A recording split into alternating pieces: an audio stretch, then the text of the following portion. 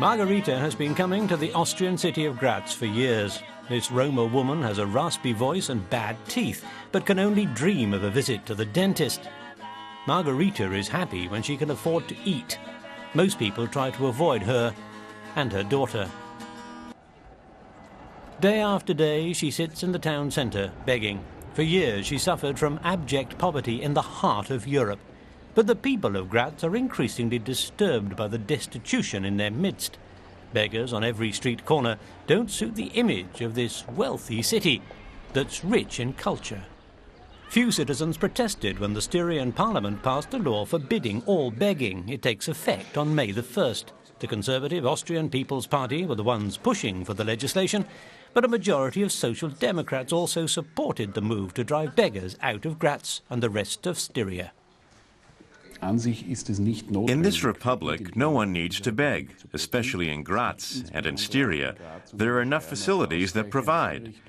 We want to use this ban to underline this fact, because we're of the opinion that begging isn't a cultural asset worthy of protection. Not a cultural asset? No city in Austria boasts more monasteries than Graz. The Dominicans, the Carmelites, the Minorites and the Franciscans are all mendicant orders. Charity and compassion lie at the very heart of Christianity.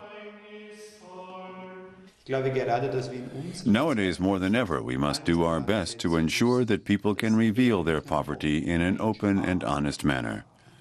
We must view it as an opportunity to give to others.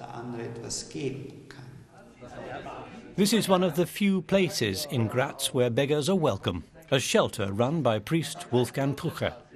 Almost all the Roma who eat and sleep here each night come from Hostice, a village in southern Slovakia. They've been coming here for years. They're not here because they're lazy or don't want to work. They're here because the unemployment rate for Roma in their homeland lies at 98%. There isn't a family that doesn't go hungry at least once a month. We received 215 euros a month for 5 of us. Then the authorities found out we have a 35-year-old car and didn't give us any social assistance for 6 months. So I came here with my son. It was a matter of survival. But many say there's no real poverty. They claim these people are members of organised gangs who are taking money out of the pockets of naive citizens and allege connections to organised crime.